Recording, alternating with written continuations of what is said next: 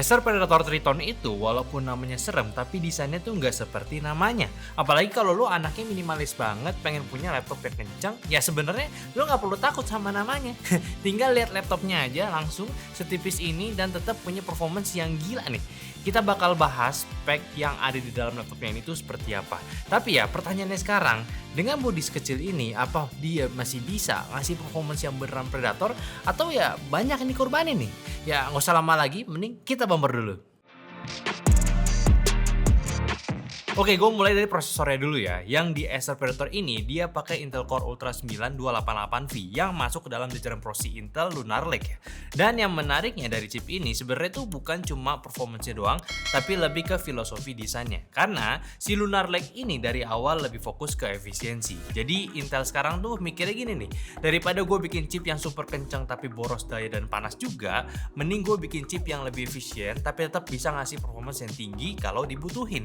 Makanya di generasi ini Intel serius untuk di bagian NPU-nya ya, supaya banyak workload AI bisa diproses lebih hemat daya tanpa harus selalu ngorbanin CPU ataupun GPU-nya. Dan ini juga yang akhirnya bikin laptop-laptop TV sekarang mulai bisa nih punya performance yang serius tapi nggak asal boros listrik aja. Karena dulu kalau lu mau performance yang kencang ya apalagi buat kerja berat ataupun gaming, konsekuensinya yaitu kalau nggak baterainya kayak asal tempel di laptop nggak guna maksud gua, dan juga bodinya pun harus gede. Pendinginannya pun juga harus besar, airflow-nya harus lega, pokoknya tebel lah jadinya. Tapi sekarang dengan prosesor yang makin efisien kayak begini, laptop yang tipis dan ringan pun udah mulai bisa ngejar performance yang sama. Cuma ya balik lagi, kalau ngomongin laptop gaming yang ngandelin CPU doang kan pasti nggak cukup ya. Karena yang biasa paling kerja keras waktu lu main game ya jelas GPU-nya. Dan untuk laptop ini ya udah menggunakan Nvidia GeForce RTX 5070 dengan TDP-nya di 110 watt. GPU yang lagi rame banget dipakai sama laptop gaming di kelas premium saat ini karena ya memang udah jelas levelnya ada di mana dan bisa dipakai banyak skenario kerja sekaligus, mulai dari gaming sampai content creation pun juga masih bisa banget. Dan buat pengingat juga nih ya, install juga yang namanya Nvidia Studio Driver yang ada di Nvidia Apps ya, yang memang didesain khusus buat content creator biar workflow lu di software kayak Blender, Premiere Pro atau aplikasi digital kreatif lainnya bisa lebih stabil dan minim errornya. Plus buat ngimbangin kedua senjata tadi ya, Acer juga serius untuk ngasih sistem coolingnya nih. Di dalam laptop ini ada kombinasi vapor chamber plus teknologi vortex flow yang bantu ngarahin aliran udara biar lebih efisien waktu buang panas keluar dari sistem laptopnya ini. Dan yang paling menarik, laptop ini pun juga jadi salah satu yang pertama di industri yang pakai graphene thermal interface material. Material ini dipakai buat ngegantiin thermal paste biasa dan secara teori bisa ningkatin efisiensi pembuangan panas sampai sekitar 14,5% lebih baik. Jadi panas dari CPU dan GPU-nya bisa lebih cepat disebarin sebelum akhirnya dilepas keluar dari sistem. Buat RAM-nya, laptop ini pakai LPDDR5X 32GB yang memang udah terintegrasi langsung ke arsitektur prosesornya. Jadi di sini memang nggak ada opsi upgrade ke depannya ya. Buat sebagian orang mungkin agak disayangkan, apalagi kalau mikir buat dipakai jangka panjang lebih dari 5 tahun ya. Tapi kalau lihat kapasitasnya lagi yang udah 32GB untuk kebutuhan sekarang sih sebenarnya lebih dari cukup. Hal yang agak mirip juga berlaku di bagian storage-nya ya. Opsi upgrade-nya ada tapi terbatas. Karena laptop ini lu cuma bisa ganti SSD bawaannya dengan kapasitas yang lebih besar, bukan nambah slot baru ya. Jadi fleksibilitas memang nggak seluas laptop gaming yang bodinya itu lebih gede. Tapi setidaknya kapasitas bawaannya udah dapat di 1TB. Jadi harusnya masih aman banget. Masalah connectivity juga udah aman. Dari sisi wireless, laptop ini udah pakai Intel Killer Wi-Fi 7 yang selain lebih cepat juga, biasanya pun punya latensi lebih rendah. Jadi buat download file besar, cloud workflow, atau gaming online harusnya koneksinya bisa lebih stabil dan minim lag juga. Plus nggak lupa juga buat Bluetooth-nya udah bisa connect ke device lain pun ya dengan aman. Sementara untuk port fisiknya yang disediain cukup lengkap ya. Ada Thunderbolt 4, ada USB 3.2 Gen 2, dan audio combo jack di sisi kirinya. Buat sisi kanannya ada HDMI, USB-A sama kayak tadi, ada Thunderbolt 4 juga, dan juga micro SD card reader ya. Jadi buat colok storage eksternal, monitor tambahan, atau aksesoris lain masih aman tanpa harus bergantung sama dongle ya.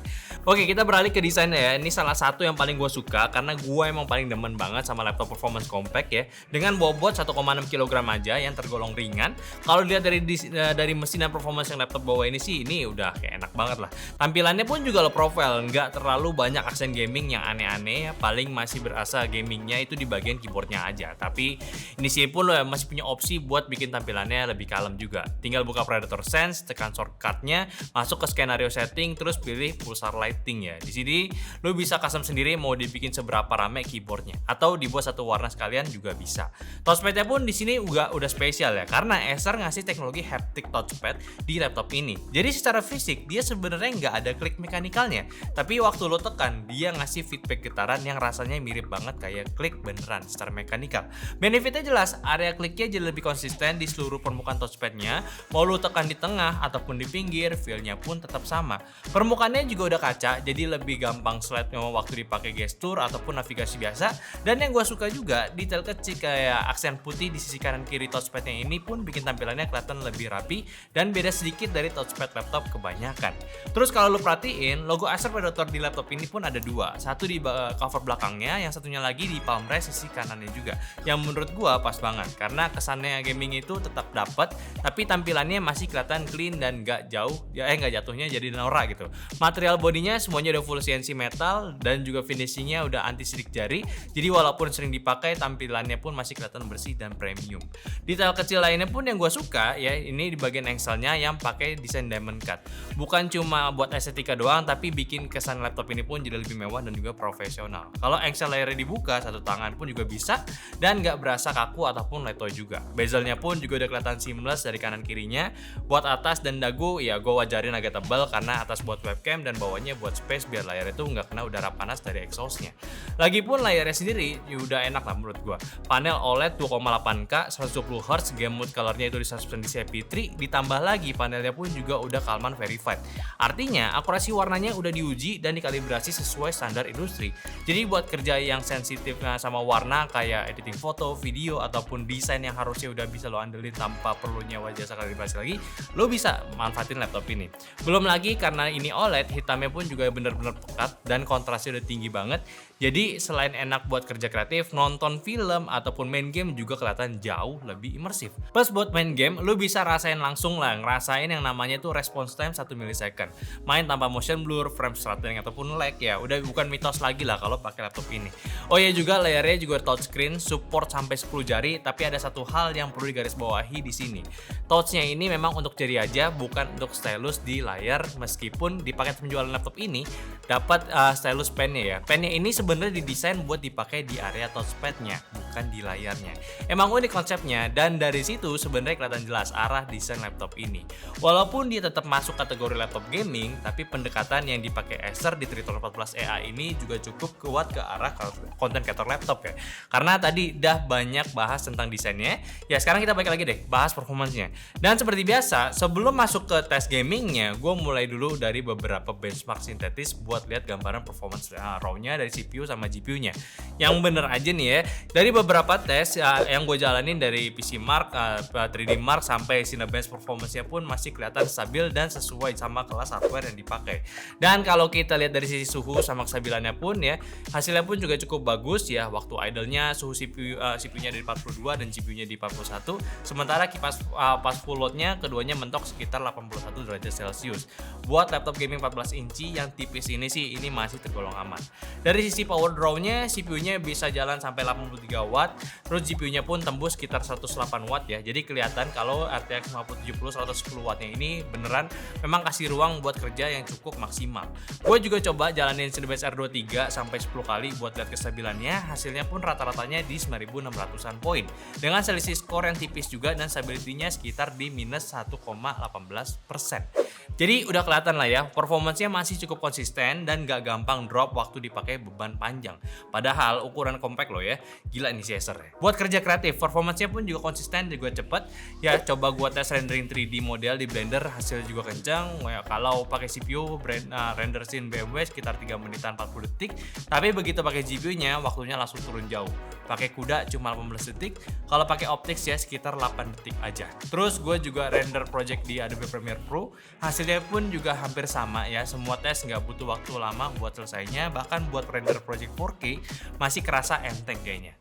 Nah, sekarang kita masuk ke tes gaming nih, bagian yang paling seru juga ya. Pertama, gue coba di Cyberpunk 2077. Di settingan ultra tanpa DLSS, laptop ini masih bisa dapat sekitaran 79 fps rata-ratanya dengan minimumnya di 60 fps. Jadi udah enak banget dimainin walaupun jalannya natif nih. Tapi begitu DLSS sama multi frame generationnya gue aktifin, langsung beda cerita. FPS-nya naik jauh sampai sekitar 143 fps. Bahkan kalau pakai MFG 4 kali, bisa tembus hampir di 180 fps.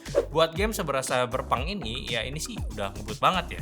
Terus gue coba juga Black Myth Wukong yang kita tahu juga termasuk game yang lumayan berat. Di settingan high tanpa bantuan DLSS masih dapat sekitaran 71 fps. Tapi begitu fitur AI-nya dimanfaatin, langsung gila-gilaan naiknya sampai 170 fps. Bahkan pas gue aktifin ray tracing-nya yang biasanya bikin fps langsung unlock, di sini masih bisa angkat lagi dengan DLSS dan multi frame generation-nya di atas 100 fps.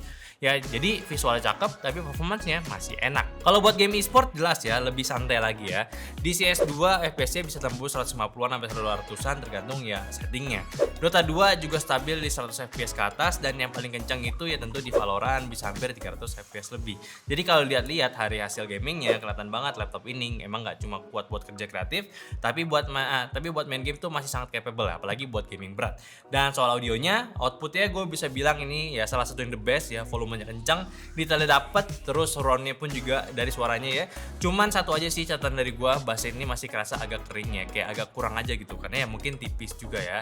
Jadi dari dimensinya sekecil ini emang agak susah lah buat ngedapetin output audio yang perfect. Tapi ya tetap ini ya mesti diapresiat lah si Acer, karena bisa ngasih 6 speaker juga yang outputnya sejauh ini masih enak buat dinikmatin. Mau buat nonton film, dengerin musik, atau sekedar main game tanpa headset masih kerasa imersifnya. Tapi kalau lihat secara keseluruhan, yang paling menarik dari laptop ini sebenarnya bukan cuma performance doang, tapi cara Acer ngebalancein semuanya. Bodinya tipis, enteng, desainnya juga sekarang jauh lebih clean juga, tapi di saat yang sama performance-nya masih bisa ngangkat gaming berat, kerja kreatif juga masih sangat capable. Target pasarnya yang udah jelas banget, kayak mahasiswa ataupun profesional yang mobile ya, kayak freelancer, content creator, atau orang yang butuh satu device buat kerja sekaligus buat main game bisa banget.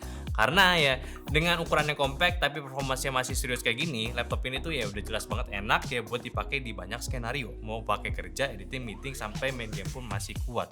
Jadi menurut gua pribadi, Predator si Triton 14 AI ini ya masih kerasa kayak laptop performance laptop yang kebetulan bisa dipakai main game, bukan sekedar laptop gaming biasa gitu.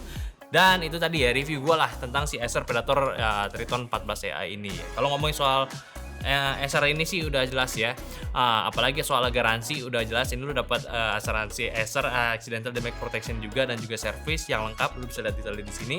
Dan intinya juga semoga video ini bisa bantu lah laptop ini ya, yang lu lagi nyari laptop powerful tapi portable juga. Ya kalau menurut lu gimana sama laptop satu ini? Worth it atau enggak buat dibeli? Ya soalnya soal harga lu mending cek aja harganya di YouTube Shopping kita di bawah ataupun di deskripsi yang udah gue cantumin biar lu gak kaget gitu kalau gue ngomong di video ini. Tapi seperti biasa kita diskusin aja semuanya di kolom komentar, dan juga buat kalian yang penasaran juga sama nyantai bisa follow semua sosial media kita di Instagram, TikTok, Facebook, Discord yang semuanya di deskripsi. Dan terakhir, sampai jumpa di video nyantai selanjutnya. Bye.